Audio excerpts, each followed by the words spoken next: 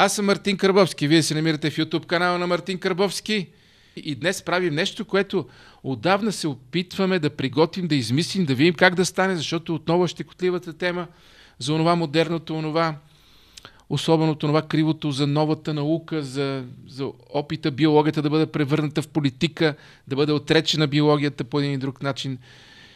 Те географията отрекоха, какво означава биологията да не отрекат, но идеята беше много важна на Ирина Асилова, наш поддръжник, няколко пъти ни прати сериозни суми. Ирина, благодаря ти. Тя каза нещо много важно. Темата за джендърството, както у нас така се говори за нея, темата за полове, за социален пол, конструкта, мрън-дрън, тия неща трябва да ги изговори професионалист. Да не е политизиран, да е човек, който разбира от пол, разбира от биология, разбира от сексология. Ние нямаме много такива хора в тази страна. Затова, по идея на Ирина Асилова, която не ни каза име, но ние си избрахме доцент Румен Бостанджиев, ние каним човек, с който да си говорим за джендър пропагандата, за джендърството. И няма да говорим за пропаганда даже, няма да го подхлъзваме по тази тема. По-скоро искаме да разберем какво е това. Онези колебания, които сега се развяват като знаме, като нова революция, като знаме на империята, както го нарича Влади Апостолов, какво са те в чисто научен план? Сега надявам се да не стане много научно. Здравей! Искам да бъде като за журналисти. Страшно елементарно трябва да го обясняваш на журналистите, защото журналистите нищо не разбират. Това е истината. Кратко био имаме тук за доцента Румен Бостанджиев. Преди много години, да ти кажа нещо лично, явно е бил баща ти. Аз, понеже съм така дете, което чете много и му попадат и такива Зигфрид Шнабъл, мъжът и жената интимно. Това беше единствената книга, която възпитаваше по някакъв начин и пишеше за всичките тези и за девиациите, и за нормалното, и кое е нормално, и кое е извращение, нали? Но тогава беше единственият човек доктор Бостанджиев. И оттам твоето име, те не се и родиха много такива след твоя баща. Така е, да. Защо така? Благодаря за поканата и за този анонс да говорим за тая тема неполитизирано, защото когато в науката започне да се намесва политиката, става страшно. И благодаря за този анонс към баща ми. До година ще станат 100 години от рождението му. Аз съм му безкрайно благодарен, защото той ме въведе в тази професия. А и в България той беше първият човек, който постави основата на тази така и не особено утвърдила се наука сексология, наука за пола. Неговия принос в тази област беше, че той се опита да дефинира като една така съвсем ясно обособена научна област с ясни... Надпартийна. Надпартийна при всички положения, защото мъжа и жената са си достатъчно така автономна система. Не си прав. Имаше и на Ленин някои постулати, и на Игор Конь, един руснак, който също пишеше за отношенията мъж и жена. Винаги тези отношения, между половете са били обекти на политически интерпретации, на всякакъв вид послания. Но така или иначе, това, което мен ме грабна, още бях войник, когато моя баща защити докторска си дисертация, когато четях неговия автореферат, бях направо поразен от една много интересна теория за пола, която той доразви, теорията на Гилдакян, един грузински автор, за това как се явява пола като феномен в еволюцията на живото. Какъв е смисъла на пола, на разделянето на живите същества на два пола и по какъв начин всеки от двата пола поема специфични функции по отношение на количествения и качествения аспект на репродукцията, защото тя е неотменима част от живота. Колко се грижим и за какво се грижим? За поколението. Така, и това е всъщност основната теория, която разказва защо съществуват два пола. Да. Пол означава на практика разделяне на цялото на две половини. Да. Нали, всякаква идея, че има повече от два пола е абсурд, чисто лингвистичен, защото ако разделиш нещо на повече от две части, ти го трошиш, не го разполовяваш. Затова някои хора сменят названията, понятийния апарат и си вече не говори за пол, а за джендър. Сега, точно тук е интересната заигравка. Какво се случва в момента, защото сексологията е наука за пола. Секс значи пол. Сека означава разсичам, разделям на две. Някъде обаче 76-та година се появяват първите научни трудове, в които се въвежда едно ново понятие – джендър. Ан Бътлер. Бътлер, да. Тя насякъде се изтъква като, как да кажа, създателката на този нов конструкт. Тя е Ленин на джендеризма. Точно така. Сега, за да говорим по-нататък в тая тема, трябва ясно да разграничим каква е разликата между пол и джендър.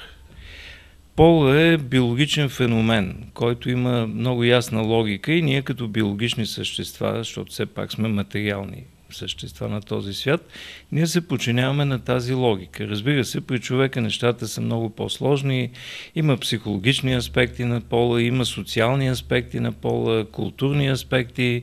Отношенията между мъжа и жената във всяка една култура по време на развитието на човешката цивилизация са обект на динамично развитие, промени, разнообразие и какво ли не. Но Бътлер е тази, която за пръв път, въвеждайки понятието джендър, въвежда идеята, че пола е социален конструкт. Той не е биологичен феномен, а той е нещо, което е в главите на хората. И по този начин човек, цивилизацията, културата може да конструира отношенията между пола, половите идентичности по всякакви начини, каквито реши за уместни. Като лего. Да, т.е. това е някакъв така пластичен феномен, който може да се случва по най-различни начини. А може ли да се случва по най-различни начини? Сега, значи, това означава да поставим под въпроса ние биологични същества ли сме, материални същества ли сме или сме някакъв интелектуален конструкт. Ако се възприемем по този начин, може да се конструираме както си искаме. Нали? Всеки може да си въобрази, че е такъв какъвто си иска. И сега, тук е леката промяна. Очевидно, пола не е само биологичен феномен, то е нещо, което засяга цялата ни човешка същност. Той засяга най-дълбоко нашите най-съкровенни емоции, преживявания, чувство за идентичност, ролева принадлежност и... Дори любов. Абсолютно, докторе. Това са най-висшите ценности, защото именно това, че сме разделени на два пола, мъже и жени, поражда най-мощната креативна енергия – любовта. Благодарение на тази енергия, която циркулира между мъжа и жената, се създава новия живот. Не само това, тази любов създава и смисъл в живота. Тя, която ни свързва с нашите предци, тя е тази, която така подава послание към бъдещето чрез потомството, което създаваме.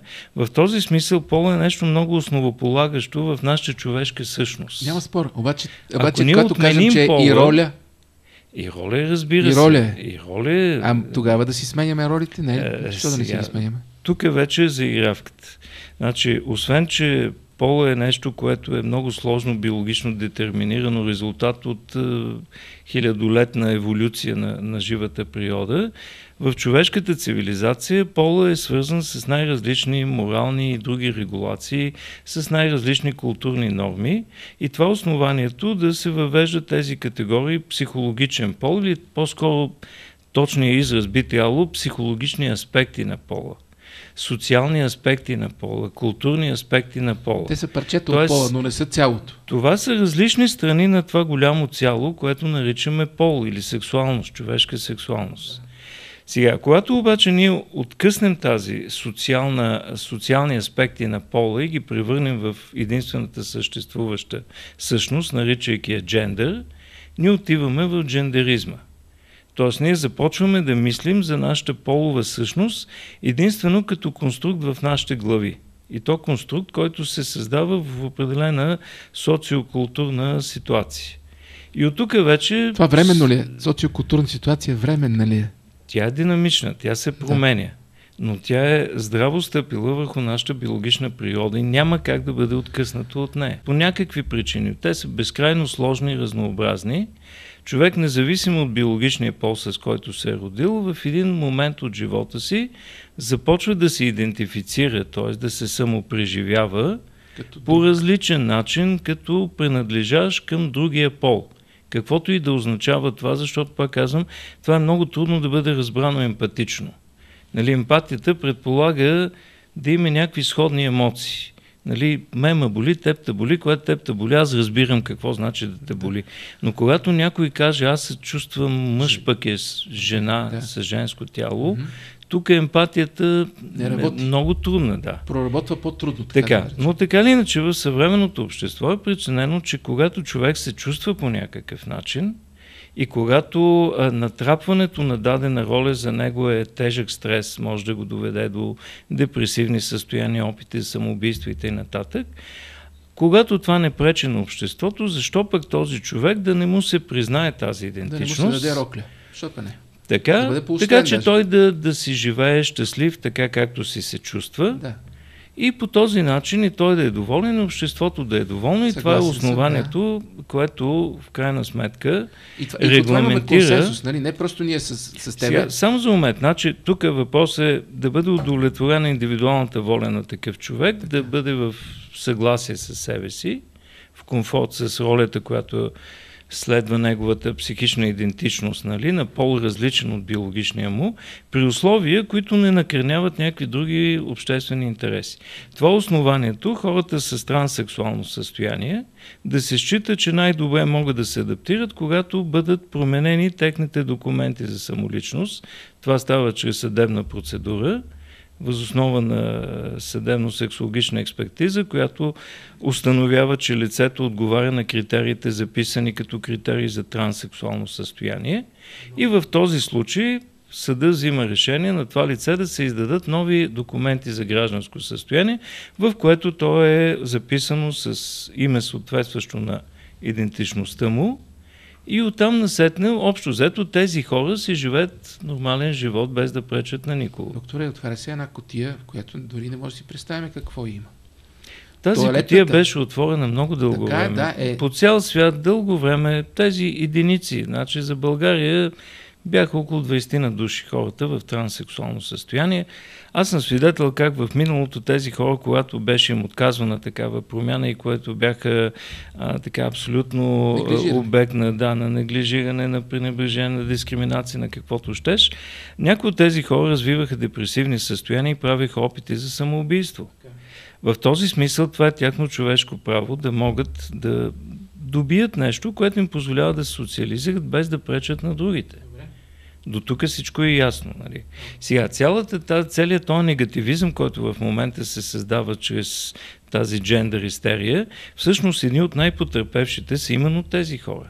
Защото на тях една голяма част от тези, които не са съгласни с изтъпленията идеологическите, които се правят на джендър основа, насочват агресията си към тези хора, с които много рядко по някакъв начин предизвикват обществото или който и да е с някакви свои прояви. Можеше да се прегърнем с тия хора, те са малко и без това, и да им емпатираме без идеология. Можеше ли? Разбира се. Както беше факт до преди 5-6 години в България. Да. В други страни, разбира се, процесът е започнал този идеологически по-отдавна. Значи до тук уточнихме, те са малко на брой. Промили са. Абсолютно. Сам по себе си пола биологично може ли да бъде променен? Обаче тук говорим и за операции. Не. Сега това са вече, как да кажа, бизнес за игравките. Сериозно ли? Сега, това го казвам от собствения си терапевтичен опит. До тук доцента заедно одобрихме промяната на пола, на джендъра по съдебен път, нали така? И до тук. И съответните регулации, за да не си пречим в тоалетната. Нека да изясним нещо, което дълги години е обект на спекулация в мрежата. За да се промени гражданския пол, т.е. за да се нанесат някакви телесни промени чрез хирургични интервенции или хормонална терапия, трябва да се действа по начин, който води до трайно увреждане на репродуктивните функции. Реже се. В смисъла на съдебната практика това означава нанасене на тежка телесна увреда. Казва ли доцента, че това е тежка телесна увреда? Това е факт. този, който наруши репродуктивните функции на лице, нали, каквото е там пълнолетно лице или непълнолетно, той носи съдебна отговорност. Това усъкътяване. У нас вече се правят такива операции. Само за момент. За да се направи тази операция, трябва най-напред да се мине през тази процедура за промяна на гражданския пол.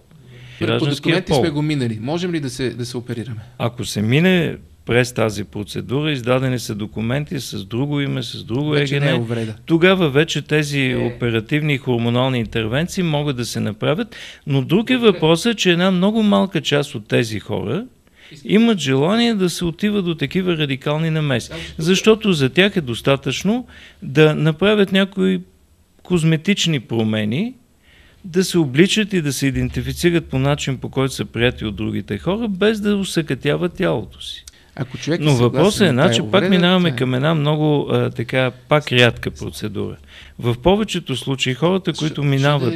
Това са 200, от 200 са станали 2000 клиниките за смяна на пола в щатите. Сега, това е защото там вече се прави целенасочена реклама и защото във всеки един такъв бизнес, когато се види, че има печалба, особено когато има лобита, които успяват подобни процедури да ги вкарат през здравна каса, през осигуровки и т.н. Тези процедури носят доста сериозни доходи и това се превръща в един печеливш бизнес.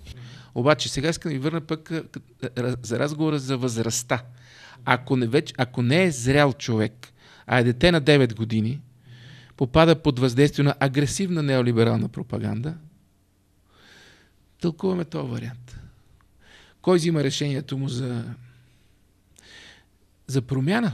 Преди 18 години. Тук вече не е ли малко тежка намесата? Нека да го разгледаме от какво се случва от позицията на подрастващия младеж. Да. В предпубертетната възраст, навлизайки в пубертета, неговото тяло започва да се променя, започва да се променят отношенията с бащата, с майката, с близките. Такива младежи много често болезнено приемат телесната трансформация и когато се погледнат в огледалото, не се харесват. Това е типичен проблем за подрастващите, да изпитват някакъв дискомфорт от външния си вид, от това, което се случва с тях. И за съжаление, точно тук е полето, в което имаме точно този вид джендерна трансформация. Кого има ли там? Колкото искаш. Да. Защото много лесно на един такъв объркан младеж, който не се харесва, защото не е много мускулест, да речем, не е такъв мачо тип, който действа грубо, агресивно, за разлика от други съученици, които доминират и много често са агресивни. Той решава, че ако си смени пола, но това му се подсказва. Той няма как да го реши, ако не знае, че има тази опция. И тук точно е манипулация. Трябва ли да му се подсказва? По каква логика? И с какво му се помага на това момче, вместо да му се каже, виж какво мъжествеността не е само да си бияч. В нашата култура има много архетипни представи за това какъв трябва да е мъжа, каква трябва да е жената. Обикновено те кореспондират с тази теория на Геодекян, която беше доразвита от баща ми. Геодекян, така се казва. Геодекян. Да. Той е един автор, който за съжаление някак си, може би защото има малко публикации на английски език, не е особено популярен и много малко се цитира. Арменец писал по времето на Съветския съюз и така неговите творби, за съжаление, остават в сянка. Но те са изключително интересни. Мъжкият пол се свърза повече с действената активност. Доколкото ролята на мъжките индивиди въобще в природата е да дават ново качество. Те са много по-разнообразни в качествено отношение, за разлика от женските индивиди, които са горе-долу консолидирани около базисните качества, гарантиращи оцеляване на вида. В този смисъл мъжките индивиди, условно казано, се борят за количество, в което да утвърдят своето качество, докато от броя на женските индивиди зависи числеността на общността. Колкото повече женски индивиди имаме, толкова по-бърз приръст имаме. Ако ще един мъжки индивид да има и 100 жени, тази общност ще се удвои само за една година, да речем. Нали? Да. Ако говорим за каквито и да е биологични... Ако 100 мъже имат една жена, тя може да ражда по едно на година. Не по едно на година и тогава обаче тя ще роди, може би, най-качественото дете, защото тия 100 мъже се изпобият, кой от тях е най-най. Да. По-най. Да. Това илюстрира точно тази идея. Женските индивиди като носителки на качеството се борят малкото количество, което създават от своето поколение, да бъде от най-добро качество. Затова женските индивиди създават биологично детерминиран съспенс. Те не допускат всеки мъжки индивид да остави своята следа в еволюцията. Биологично детерминиран съспенс. Съспенс и конкуренция. Айде сега да видим кой от вас е най-добрия. Да. Това е биологично детерминиран съспенс. Сега, аз пред съм в това състояние просто. Непрекъснато се съспенсирам. Сега, повечето мъже си мечтаят за така дашни жени, такива, които са лесни, нали, достъпни. Да. Но една такава жена е катастрофа за еволюцията. Защото тя би дала шанс на Шулю и Пулю да остави своите следи в еволюцията. Затова великата роля на жената е да дига летвата. Да. И да предизвиква нас, мъжете, да развиваме нови качества, да се утвърждаваме, за да може по този начин да дърпаме вида напред. А вие търсите през цялото време лесен секс. Помислете, вие си противоречите с еволюцията. Само, че това е класиката. Това е великата класика, която вече не е модерна. И аз ви казвам, имаме жена. Сега, това не е ергена, да. Съспенса.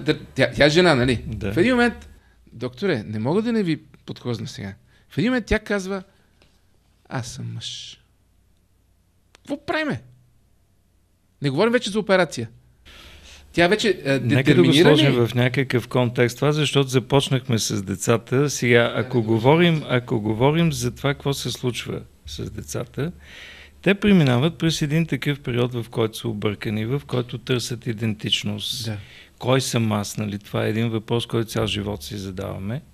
И в тази крехка възраст, ако тези деца попаднат в една такава идеологизирана среда, където някакви специално обучени психолози или знам ли там какви им казват, целият свят ще се промени, когато ти смени своята идентичност, защото пола е нещо флуидно, ти имаш правото да си избираш своя пол. Пола нещо флуидно ли е, доцент? Не.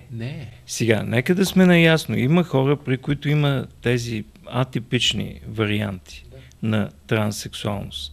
Тези хора, когато им се даде възможност да се идентифицират, включително чрез гражданските си документи, като представители на другия пол, психичния, те се адаптират и толкова.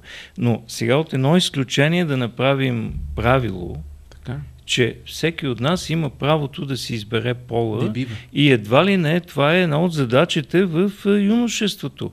Айде сега, както се избираме професията, както се избираме куп други неща, да видим сега дали пък няма да ми е по-добре да съм една жена. Не бива при децата да има такова нещо. Това е подвеждащо, това е манипулативно и това ги обърква още повече. Не бива при децата. Сега в страни, където могат да се проследят развитията на деца, които са манипулирани по този начин, виждаме в какви тежки психологични кризи те се вкарват точно от подобен вид абсолютно преднамерена манипулация.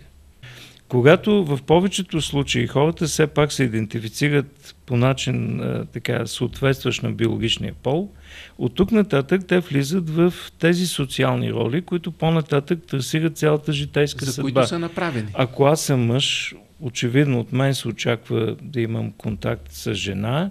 От този контакт с жена естествено следва да създам семейство и деца и да продължа човешкия род. Очаква се да оправите и бушоните. Не, това са вече подробности. Не са, това най-вероятно много скоро роботи ще оправят всички тия неща. Но това, което няма как да направи изкуственият интелект, е да създава човеци. Това може да направят само мъжа и жената. И когато ние атакуваме точно тази най-основна връзка човешка между мъжа и жената, която създава биологично човека, която създава семейната общност, в която се предава традиция, национална идентичност, култура, тогава ние разбиваме цялата основа на обществото. Нападението не е само срещу мъжа и жената, то е в цялата основа. Това е удране в основата. Национална етническа идентичност. Сега, ако искаме да срутим нещо така доста масивно и го дарим в основата, разбира се, този удар може да бъде наистина много така съкрушителен. Аз исках... Той е много дипломатичен доктор, защото като всеки умен човек трябва да е дипломатичен, особено в такива времена. Децата стават ли жертва на пропагандни твърдения? Деца и родители. Сега в наше време. Аз съм свидетел всеки ден. Значи тук не говоря така априори, нали? Става дума за ежедневен мой терапевтичен опит с семейства, защото обикновено в тези случаи идват родителите и примерно младеж, който е на 10 години. Най-често това са българи, които живеят в чужбина и които така лятото идват в България. И са изключително шокирани, когато тяхното интелигентно, умно, здраво, красиво детенце дойде и започва да им така казва: аз не съм момче, аз съм момиче, аз искам си смена пола, аз не знам какво си. И те са безкрайно объркани и в някакъв момент влизат в интернет, четат разни неща и стават още по-объркани. Какво става този свят, на къде отива? Да. Сега като че ли мейнстрима, така, нали, основната тенденция е децата да се определят, да си сменят пола, защото... Как ги лекувате, доцент? Как ги лекуваме? Тук не става дума за лекуване, тук става дума да се изясни за какво става дума. Защото много често децата са до такава степен фанатично убедени в това, което четат в интернет, че те се държат странно. Аз няма да забравя един случай, който беше наистина много впечатляващ. Баща и син на 10 години, изключително интелигентно момченце, с училца, така очевидно много начетено, ползващо всякаква информация. Дойде момченцето и заяви: ами аз искам да ми поставите пубертета на пауза. Да, бе. И аз така много се изненадах. За пръв път чувах. След това го чух и от други младежи на тая възраст. И така, недоумявайки нещо, се опитах да поискам някакви уточнения. Какво точно има предвид под това да му се сложи пубертета на пауза. Имаше предвид да му се дадат някакви хормони, с което да му се спре пубертетното развитие. Що? И аз не знаех. Но момченцето така беше очевидно изненадано от моята некомпетентност. Да. Обърна се към баща си и казва: баща ми, какво правим при той, бе? Той не знае какво значи да ми сложи пубертета на пауза. Аз ли да въуча, бе, доктор? Влезте в интернет, четете, просвещавайте се.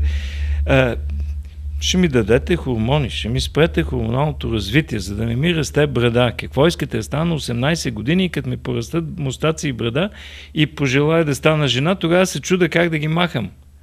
Вижте какво правят по света. Тук, влезте и вижте как се спира пубертета. Това е нещо много страшно. Ролята на шамана в племето е сменена. Това е страшно. Как така ще спреш пубертетното развитие? Да. Това е нелепо. Сега първата ми мисъл беше: хубаво, ако можех аз да си сложа възрастта на пауза и след 100 години, нали, да се събуда като спяща красавица. Да, и да си същия. Ама няма как сега. Има някакви реалности.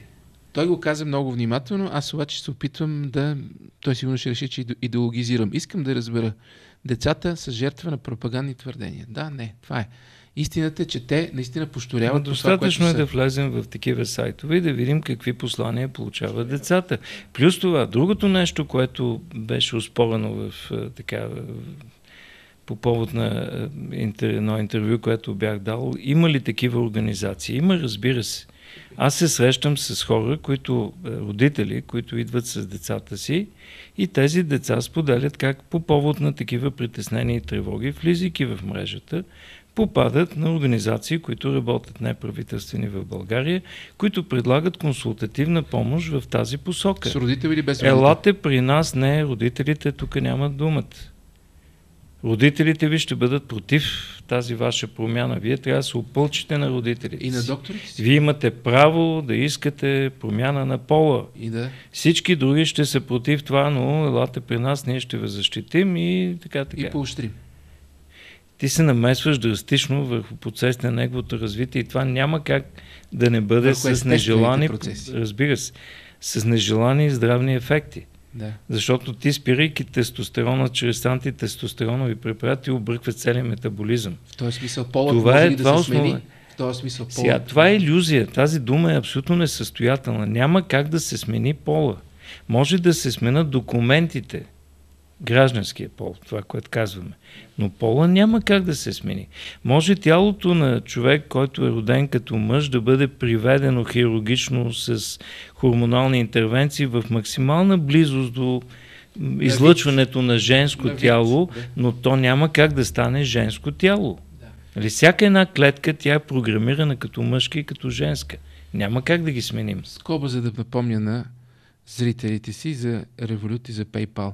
Ирина Асилова, Диамант, тя, която ни предложи да поканим експерт, трябва да си доволна, защото тук говори експерт и той считано обосновано не влиза в идеология, колкото се опитам аз да го подхлъзвам, да говоря срещу последните идеологии. И той ви каза нещо много просто. Полът реално няма как да се смени. Искам да го чуя и да настоявам за такова изявление от вас като доцент. Може да е подло от моя страна. Против ли е доцент Бостанджиев в смяната на пола на деца? Категорично. Да. Всякаква подобна интервенция крие огромни рискове да се нанесат необратими щети на такива деца. Било то с хормонална терапия, която да спре пубертета, но да го сложи на пауза. Няма статистика, но те са предвидими. Това е химическа кастрация. Това е объркване на целия метаболизъм. Така. Сега, който реши да прави подобни експерименти, трябва да поеме огромна отговорност. Тогава можем ли... Да сте го казал, това го е казал самия той, доцента. Брутално политизиране на тази тематика. На това сме свидетели. За тази отговорност говорим. Това е жестока отговорност. Не е въобще на темата джендър. Не е въобще на темата джендър. Джендърната тема се политизира и тук имаме две полярни фракции, които се опитват да черпат дивиденти от всякакъв вид интерпретации и спекулации на тази тема. Спекулациите са тотални. Така е. Да. Затова според мен тук е много важно да изясним каква е същността на проблема и кое е това, което в края на краищата отговаря на нашите общочовешки интереси и потребности. Аз ще ви кажа кое е. Промяна на пола след 18, никакво влияние на тя джендър политика в училищата. Точка. Сега ние взимаме един нищожен частен случай и го превръщаме в някакъв огромен проблем. Ние това работим. Сега, реалният проблем е съвсем друг. Реално темата, която се струва тук да бъде обсъждана, особено когато сега се поставя въпроса и за сексуално образование и т.н., е какво е това, от което имат нужда подрастващите? Кое е това, с което ние може да подпомогнем тяхното личностно развитие, може да направим техния живот по-пълноценен, можем да гарантираме просперитета ни като нация, бъдещето на България. Това е създаване на предпоставки за хармонични, здрави семейни отношения. Аз мисля, че в това отношение трудно може да се води някакъв аргументиран спор. Едва ли някой човек би казал, че има някаква друга социална институция в обществото, която през историята на цивилизацията е доказала, че може да създава човек. Има всякакви опити там, миничърски структури, какво ли не е. Но това, което е естествената база, в която се ражда човека, в която се социализира, в която се възпроизвежда културата, традицията, това е семейството. И това е начинание, което изисква все по-висока компетентност от съвременния човек. Защото някога е имало традиция, която се е следвала копи-пейст, с много малки промени. Днешните времена са динамични. Съвременният човек е изправен пред много повече предизвикателства и се нуждае от много по-висока компетентност, за да може да се справи с сложните задачи на общуването. И затова тук може би е добре да редефинираме въобще целта на подобно начинание. Вместо сексуално или полово възпитание, образование, както доскоро се наричаше, според мен много по-адекватно би било в училище да има дисциплина, която е общуване, свързана с взаимоотношения, човешки взаимоотношения и общуване. Има такъв опит в щатите вече от 10 от 20 години в Нью-Йорк и в някои други градове и той се казва социално и емоционално образование, което развива социалната и емоционална компетентност. Научно доказано е, че когато човек е в състояние да разбира емоциите си, когато може да регулира тези емоции, да направи така те да служат за неговото развитие и когато най-вече той е развил умение да общува, той е много по-ефективен във всичко, с което се занимава. Това е ключовият фактор за социален просперитет, включително и професионален и какъвто и да е.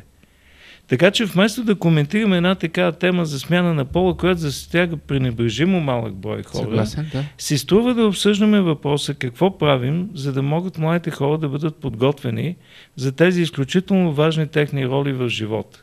Като интимни партньори, като членове на семейството, като родители. Това са основни житейски роли, за които е добре човек да бъде подготвен. Къде е социализмът? Има вдъх на древност. Малко антично звучи. Семейството е съществувало много преди социализма и ще го има и преди и след трансхуманизма най-вероятно. Защото именно тези трансджендерски идеологии те разрушават именно семейството. Това е факт, ясно е. Когато ти оспориш пола, защото джендеризма е оспорване на пола. Подменя понятието пол с понятието джендер. Тогава доцент Бостанджиев оспорва идеологията, която се опитва да навлезе в училищата и се опитва да я замени с нещо, което би могло да ги спаси като семейство. И интимност. Защото те не знаят как да водят. Точно за това. Вместо да правиме борба срещу каквото и да е там, джендър идеология в училище, според мен е много по-ясно, конкретно да дефинираме какво е това, което трябва да присъства. Според мен трябва да присъства социално и емоционално образование, което да развива у младите хора уменията те да израстват като личности и да развиват своите компетентности за общуване човешко. Това се случва най-напред в тези първични човешки общности, като семейството, двойката. Не е ли по-добре да поощряваме в тях свободата да правят каквото си искат с телата си? Разбира се, това е част от, как да кажа, как приемам себе си, дали съм отговорен за собственото си тяло, за собственото си здраве. Но ако разбираме свобода, какво да правя с тялото си, да самоусъкътявам, тук вече отиваме някъде другаде. Всяка една свобода опира до, как да кажа, границите на чуждата свобода. И до отговорността, която поемам, избирайки някакъв вариант. Да. Чрез тази епидемия нанася ли се съкрушителен удар върху основата на структурната единица на обществото? Да, не. Очевидно е, че когато оспорваме мъжко-женската реалност, ние оспорваме това, което създава връзката между мъжа и жената. Семейната общност и възможността в семейството да се възпроизвежда човека. Така наречен джендаризъм унищожава ли родовата идентичност? Съвсем ясно е. Защо му е на някой да унищожава родовата идентичност? Доктор, имате ли някаква представа? Сега тук отиваме в конспиративните теории. Добре, не дайте ми говорите. Но нека да разсъждаваме. Когато сега, кой го интересува? Политици, въобще, какво толкова ги интересува? Сега дали някой спи с мъж, с жена, дали се идентифицира като мъж, като жена, това са си лични неща в някакъв смисъл. Изведнъж обаче виждаме как това се превръща в един много сериозен социален проблем и то по целия свят. Защо? Очевидно тук има някакъв друг интерес. Да. И очевидно този интерес е много сериозен. Какъв? Какво е това, което гради връзката между мъжа и жената? Гради семейството. Семейството, основната клетка, както се казва някой на обществото. Така ти мириш на социализъм. Така, когато ти разбиеш основната клетка на една социална структура, ти разбиваш и куп други идентичности, които минават точно така. Сега, ако аз не се чувствам свързан с рода, с семейството, с националната традиция, аз се обезродявам, аз губя всякаква идентичност. Ако аз не знам мъж или жена съм, превръщам се в някакъв космополит.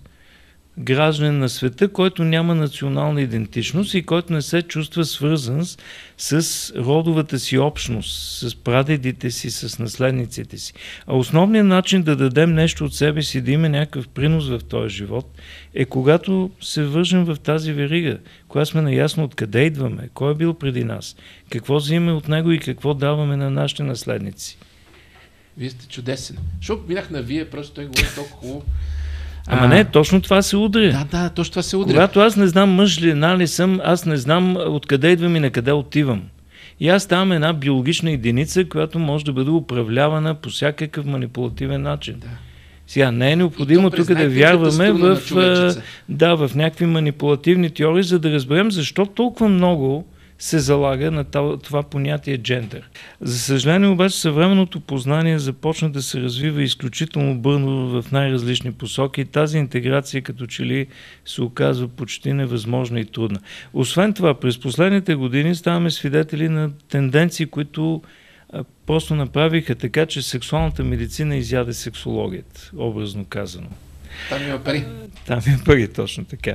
Сексуалната медицина се финансира основно от фармацевтичните фирми, които произвеждат медикаменти, с които... Не е конспирация, това е съвсем реален икономически факт. Да. Тези, които плащат, нали, те поръчват музиката. Да. И аз съм свидетел през последните десетилетия как една голяма част от членската маса на Европейската асоциация по сексология, на Световната асоциация, или най-напред стана асоциация по сексуално здраве, след това премина в Европейска асоциация, Международна асоциация по сексуална медицина. Още един такъв въпрос. Функционират ли неправителствени организации у нас, неизвестно от кого финансирани, които активно вербуват деца в предпубертетна възраст, имащи проблеми с самоприемането? Срещал съм се с хора, с семейства, с младежи, които споделят контакта си с подобни организации. Не е моя работа да ги разследвам, да ги съобщавам. Ако за някой от това представлява някакъв социален интерес, нека да се установи. Има начини, по които може да се разбере. Това не е теория на конспирацията. Просто не е теория. Сега, аз не го твърда, защото някой ми го е внушил. Да.